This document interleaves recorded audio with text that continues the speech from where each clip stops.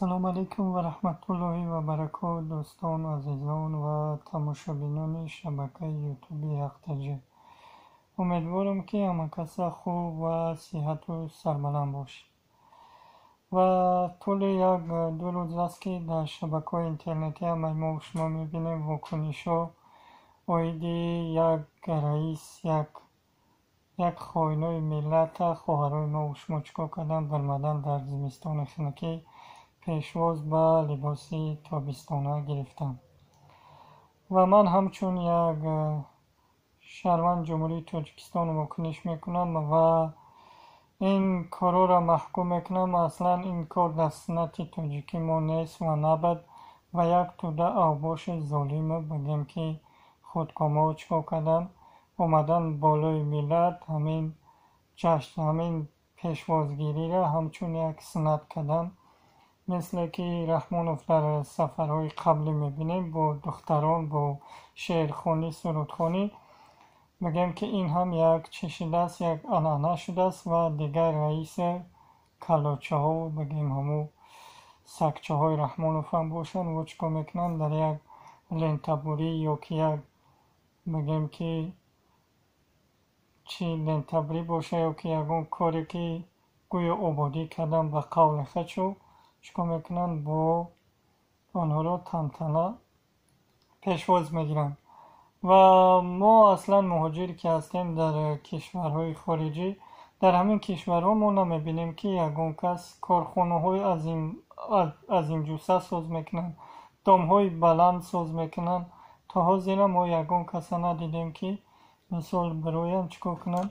همون طلبه های مکتب باشه یا که دانشجو باشه یکون چیز پیشواز بگیرن و یک دسته اوباشو بگیم که رازن بیان گوی لنته مجرب ببرن.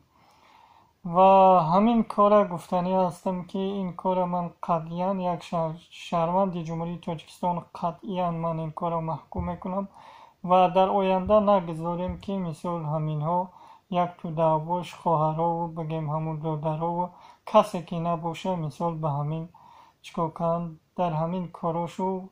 فرزندای ما و شما خواهرای ما و شما در آینده بگیم که استفاده نبرن. این هم یک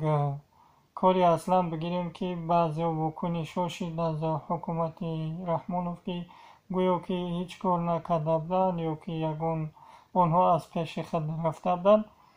و این کارها همش دروغ هستند، همه ساخته‌کاری هستند. این هم باشد یک خود را نشان دادن در بگیم که جامعه تاجیکستان می باشد. اصلا شما بگیم که اقلا چی شده در همون کار چیکار کرده، فقط یک داروخانه بیتوری را با کدام تاجر احساس کرد شما رفته لنته او را بریده. و اصلا این کاری نیستن که شما همچون یک رئیس نوحیه یا که یک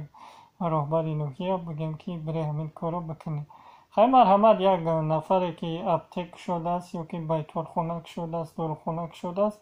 بگیم چیکار کنه برای مثال به یکون چی تبریک کنه اون نفره و یک دعای خیرش بده که در آینده برادر سوداگر باشی یا تاجر باشی یا که کارگر همین بگیم که وزارت باشی امور باشی بطی یک دعای فاتحه میدیم که در آینده بگیم که کارات چیکار باشن با برار باشن. نه این که مثال فرزندای مردم در فصل سرمای زمستان بیاره برای پیشوازگیری و گفتی به قول روسا پکازوخه بگیم که نشان بده در شبکه‌های اینترنتی و تلویزیونی بگیم یا دولتی باشه یا رسمی باشه یا خصوصی. و همین را گفتنی بودم هموطنان عزیز که در این قضیه اصلا به طرف نباشید و واکنش هایی که خطوه بکنه چی مخالف هسته چی مبارز هسته چی طرفدار رحمانوف هسته و باید شما حتما این کار بکنه، چون که امروز فرزند یک کسا بودن فردا مطمئن باشه که فرزندای شما در همین سردی ها و خنکی ها و بگیم که پیشوازگیری ها چکا میکنن بگیم که اجبارا سفر برگرده میشن. و باقی در امان خدا باشید. سلام علیکم و رحمت الله و برکات.